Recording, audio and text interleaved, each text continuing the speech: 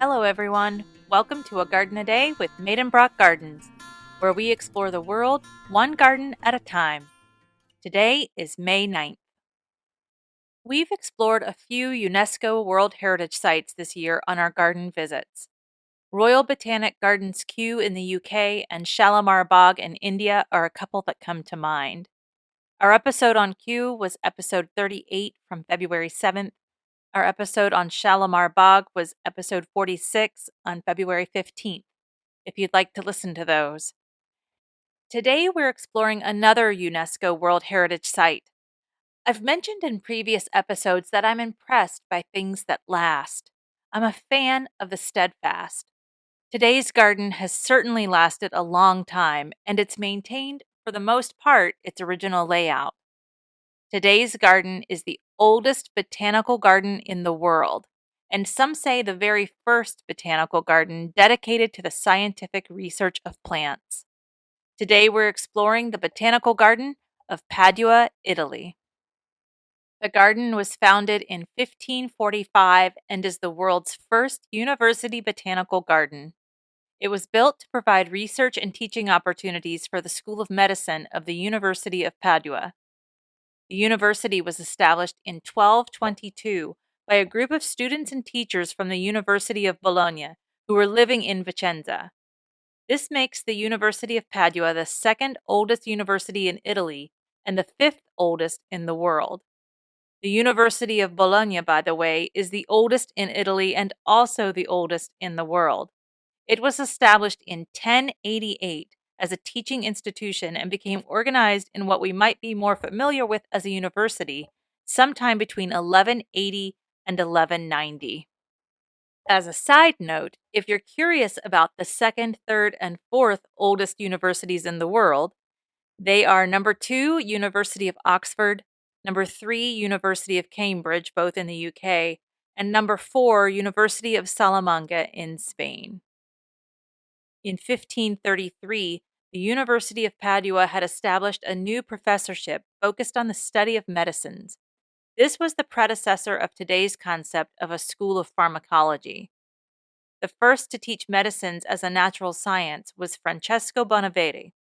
His approach was to work with the plants in real life as opposed to simply discussing plants in the classical lecture style. He demonstrated how to identify plants and the applications of those plants.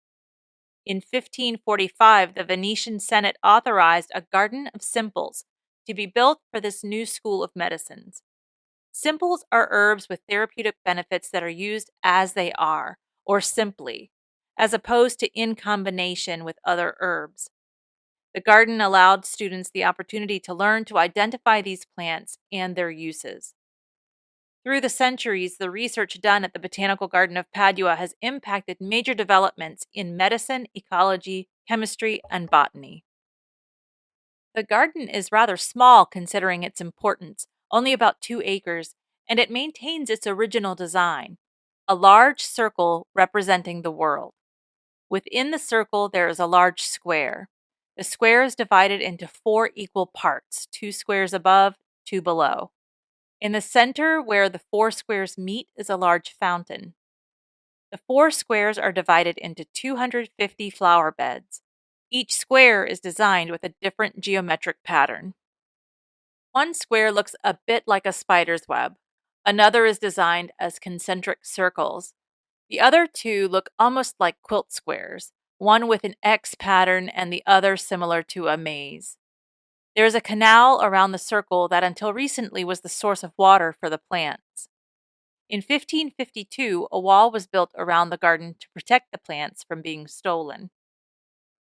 The Botanical Garden received a major renovation in the 18th century but still retains its original layout.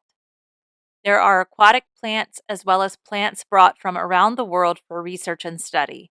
The garden is credited with introducing many New World plants to Europe, such as sunflowers, potatoes, and aloe.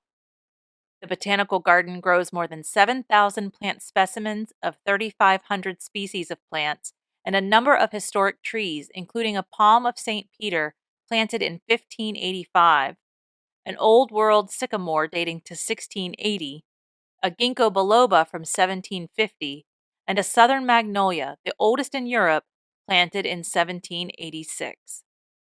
In 2014, the garden expanded when it opened the Biodiversity Garden. This new garden includes 5 large greenhouses and spans an area of close to 4 acres. Visitors will discover 5 different biomes from tropical rainforest to Mediterranean to arid. The garden explores the connection and relationship between humans and plants with a collection of 1,300 plant species from across the globe. There is also an ancient well on site known as Galileo's Well that is believed to have been used by Galileo Galilei for his experiments. The garden also houses a library containing more than 50,000 volumes and an extensive herbarium.